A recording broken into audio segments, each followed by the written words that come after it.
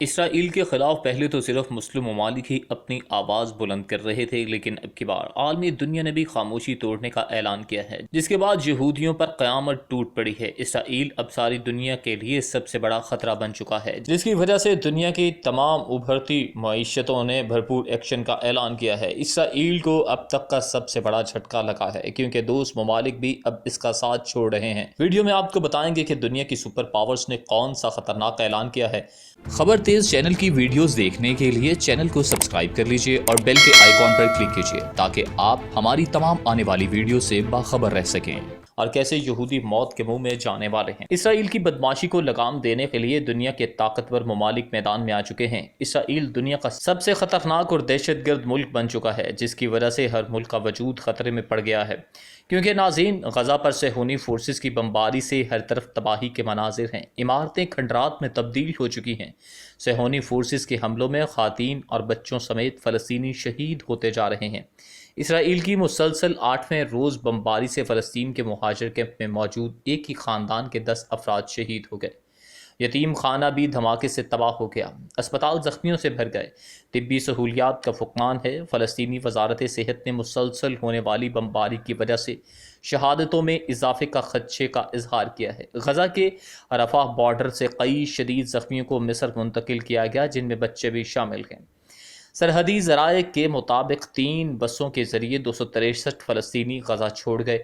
Hamas کے جوابی rocket حملوں میں 300 زخمی ہوئے۔ غزہ سے 3000 سے زائد راکٹ فائر کیے گئے۔ اسرائیلی وزیر اعظم نیتن یاہو نے تل ابیب میں پریس کانفرنس کرتے ہوئے غزہ پر پوری طاقت سے حملے جاری رکھنے کا اعلان کیا ہے۔ ناظرین، اب آپ کو بتاتے ہیں کہ غزہ کی تشویشناک صورتحال پر شاہ محمود قریشی سفارتی مشن پر ترکی پہنچ گئے۔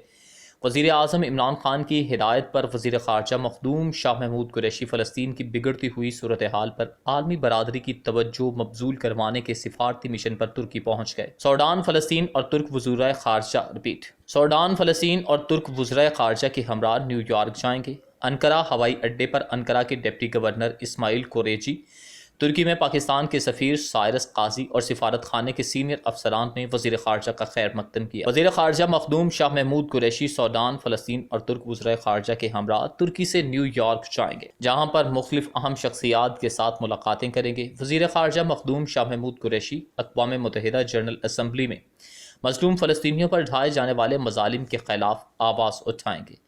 وزیر خارجہ مقامی اور بین الاقوامی میڈیا نمائندگان سے گفتگو کریں گے اور فلسطین کی صورتحال پر پاکستان کا نقطۂ نظر پیش کریں گے۔ ناظرین، ادھر دوسری طرف اقوام متحدہ کی جنرل اسمبلی کے صدر والکن بوزکر نے الجیریا کے مستقل نمائندے کی درخواست پر فلسطین میں جاری اسرائیلی جارحیت کے معاملے پر 20 مئی کو اجلاس طلب کر لیا۔ جنرل اسمبلی کے صدر والکن بوزکر نے اپنے دستخط سے جاری اعلامیہ میں کہا کہ اقوام متحدہ میں الجیریا کے مستقل نمائندے عبدو عبارے کی جانب سے 17 مئی کو اسلامی تعاون تنظیم OIC اور عرب گروپ میں الجیریا کے رکن کی حیثیت سے لکھا گیا خط موصول ہوا۔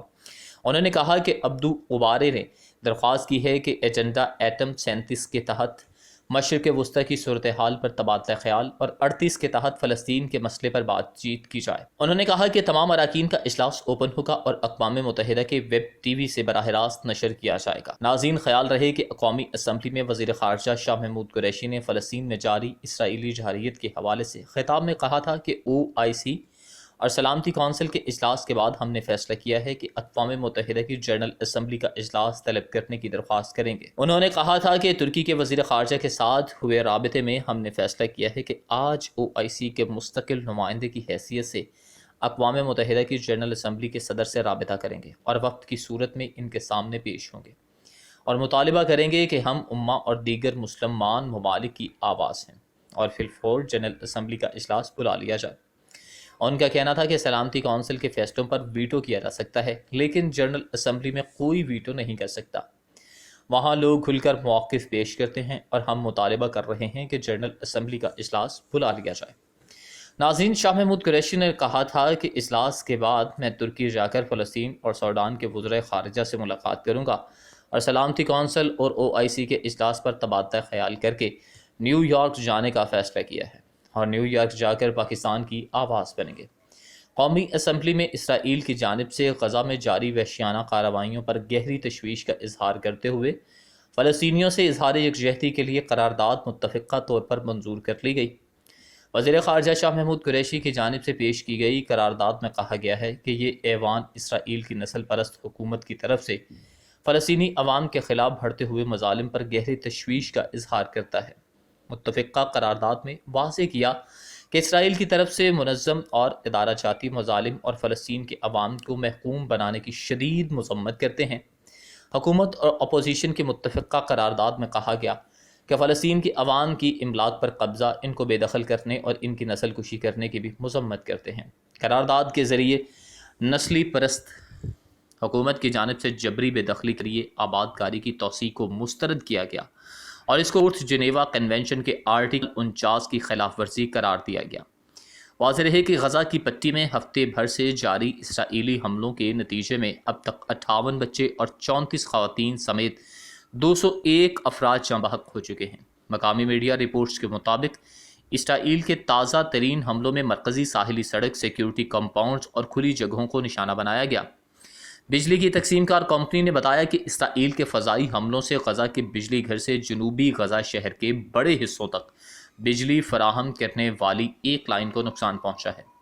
ناظرین، آپ کو بتاتے جائیں کہ فلسطین پر اسرائیل کی وحشیانہ بمباری کا سلسلہ جاری ہے اور غزہ سٹی پر کارروائیوں میں 3 عمارتیں تباہ کر دی گئی ہیں اور 10 بچوں سمیت 42 افراد جاں بحق ہو گئے، جس کے بعد جاں بحق فلسطینیوں کی تعداد 188 ہو گئی۔ خبر ایجنسی AP کی رپورٹ کے مطابق اسرائیلی وزیر اعظم نیتن یاہو نے عالمی کوششوں کے باوجود غزہ پر کارروائیاں جاری رکھنے کا اشارہ دیا ہے۔ اسرائیلی وزیر اعظم نے کہا کہ حملہ پوری قوت کے ساتھ جاری ہے اور مزید وقت لگے گا۔ اسرائیل چاہتا ہے کہ غزہ کی حکمران جماعت حماس کو بھاری قیمت چکانی پڑے۔ غزہ میں 2014 کے بعد ایک دن میں سب سے بدترین حملے ہوئے، جہاں بچوں اور خواتین سمیت 40 افراد جاں بحق۔ خبر ایجنسی رائٹرز کی رپورٹ کے مطابق اسرائیل کی وحشیانہ بمباری میں اب تک 58 بچوں سمیت 192 فلسطینی جاں بحق ہو چکے ہیں۔ غزہ کی وزارت صحت کے عہدیداروں کا کہنا تھا کہ اسرائیل نے علل صبح غزہ سٹی میں گھروں پر بمباری کی اور شہری گھروں کا ملبہ ہٹا کر ملبے تلے دبے لوگوں کو نکالنے کی کوشش کر رہے ہیں۔ اس سے قبل رائٹرز اور الجزیرہ کی رپورٹس میں کہا گیا تھا